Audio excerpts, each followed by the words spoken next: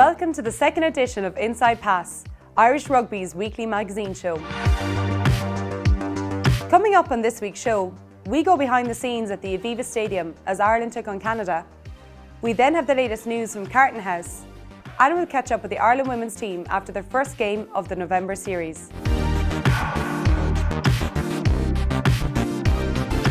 Up first, we take a look back at the opening fixture of the 2016 Guinness Series, where Ireland played host to Canada at the Aviva Stadium.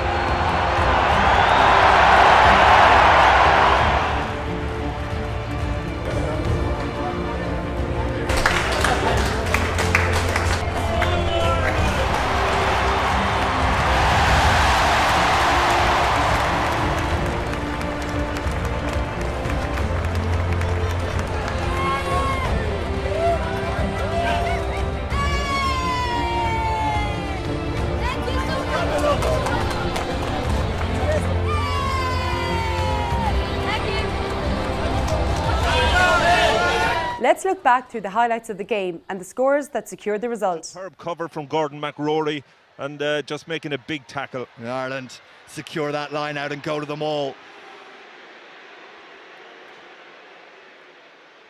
It was Billy Holland who secured it, and Cronin at the back, and O'Mahony pulling the big Canadian Olmsted out of the way, and around the corner goes Marmion to Earls. Taking a look around, you'd believe that, as Jackson strokes that beautifully. Of players out wide, if Ireland can spread it. Keith Earls almost cut off. Jackson, and out wide it's Marshall. That's a try. Good strike again. Surely they will get there. Marmion, Dillon. Packed home stadium, and the team that should be in absolute control after this passage of play. Out goes the referee's arm. Was that a try? It is a try. Marmion in this attack. Carberry out wide. O'Halloran 4 meters short. Tracy, will he get there? Looks like he has. Crowd suggests he has. Referee agrees. James Tracy over. James, congratulations, a try on your debut. It doesn't get sweeter than that. Yeah, there's a few things that I could have done a bit better, but yeah, obviously delighted to get that. I didn't really expect to be getting over the line, but it was a nice bonus. How'd you find the pace of the game? Yeah, it was very fast, but like we train at that pace, so it kind of gives you a taste for it. But yeah, no, it was very quick. Those Canadians certainly really hit hard, didn't they? Yeah, they did their homework and they executed their game plan pretty well, but I think we did our homework as well, and that really showed towards the end. Luke, first cap, how does that feel? Yeah, it's an incredible feeling. It's probably something I've been working so hard for the whole way through all my life, really, and it's just really it's great to be here. And it was an exciting game there. The last 50 minutes, a lot of running, but I really enjoyed it. Fantastic atmosphere as well in the stadium today, wasn't there? Yeah, incredible. It's almost probably a packed house, as it feels like that anyway, and it's just great to play in front of all the fans and the support. Last week I was lucky enough to be over there, and the support was brilliant, and it was brilliant again today, and I'm no doubt it'll be even better next week as well.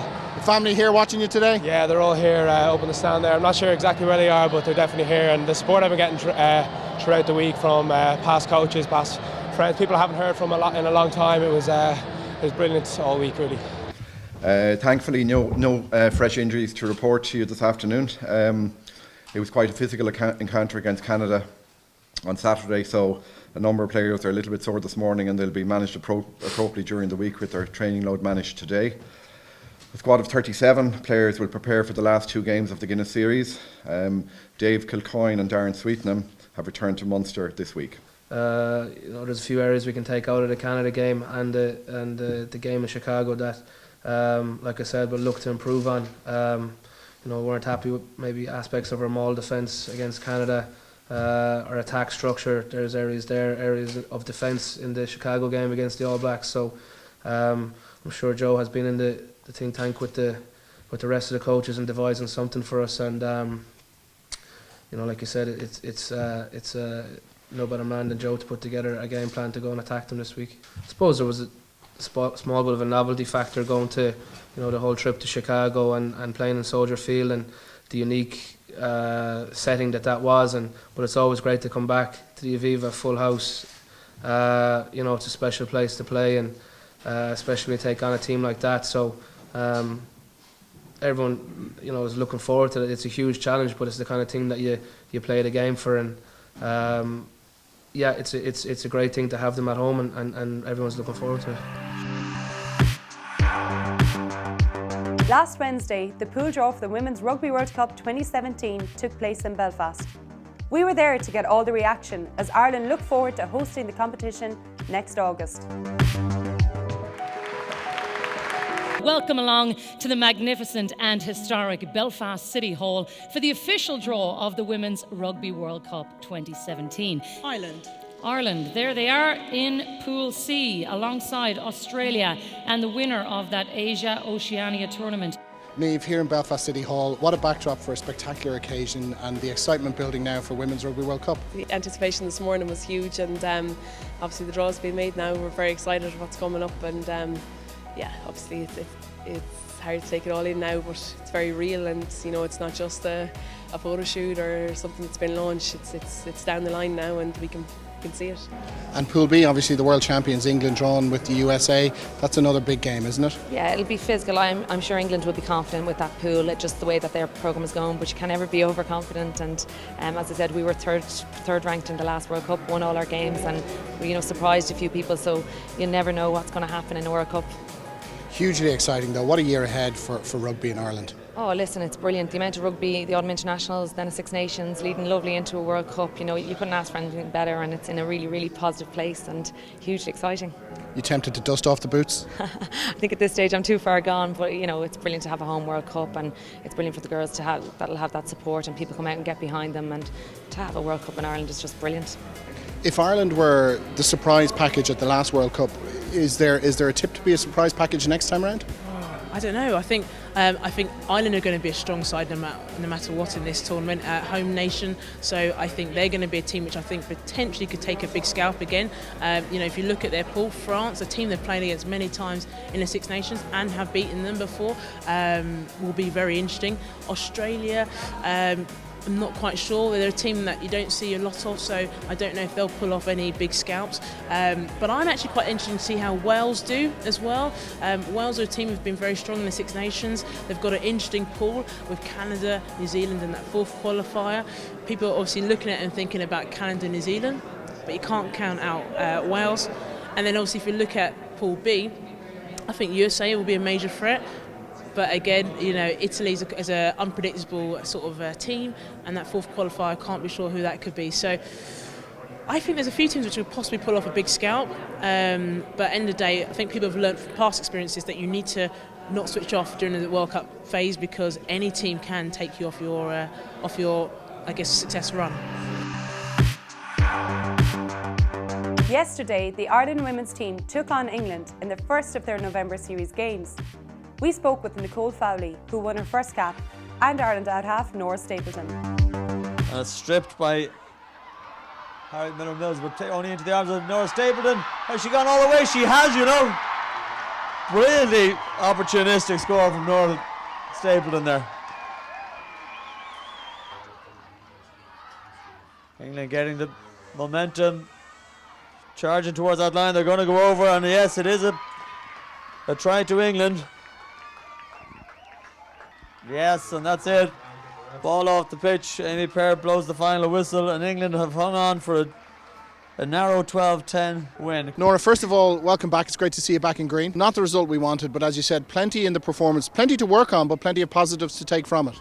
Loads of positives, absolutely loads. I mean, I'm not sure what the stats were, but I felt like we had the majority of possession. We were playing into a tough breeze in the first half, and I thought we coped quite well with it. We probably maybe should have kicked a little bit more, but again, that's just stuff that we'll look at and improve for the next game.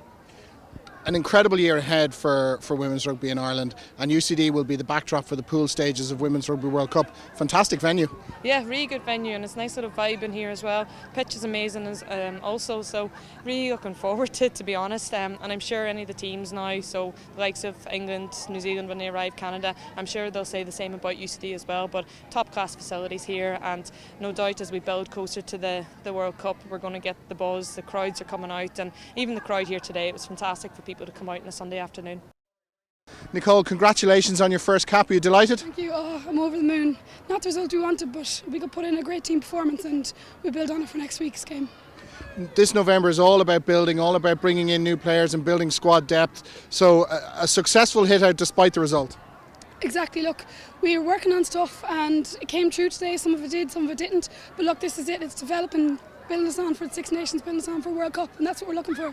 Getting everyone a run and getting the game. So we're happy with the performance today, but as I said, there's things that need to be improved. How did it feel to have the family here and the anthems and pulling on the green jersey?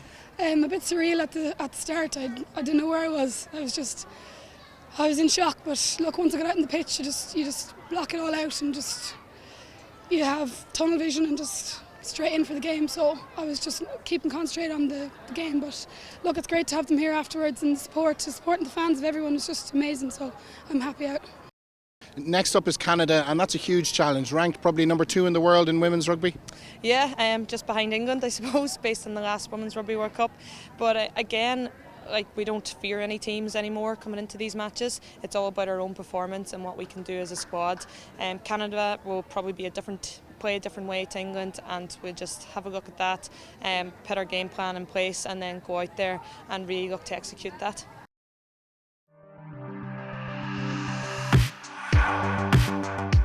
The IRFU launched Tackle Smart this week, a series of video tutorials on tackle technique for underage players featuring the top coaches in Irish rugby.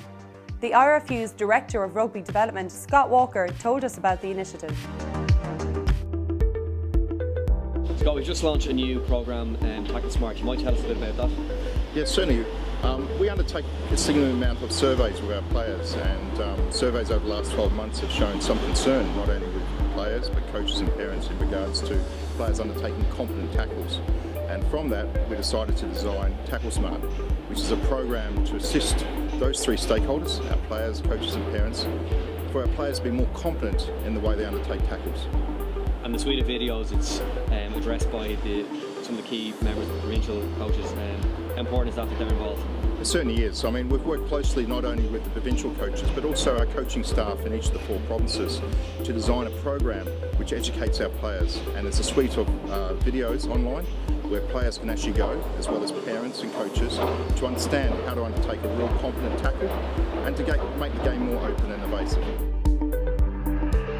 That's all for this week's show. Tune in next Monday when we will review Ireland's game against New Zealand, bring you highlights from Ireland women's game against Canada, and have all the details of Ireland's bid for Rugby World Cup 2023. To keep up with all the goings on in Irish rugby, make sure to like us on Facebook and follow us on Twitter and Instagram.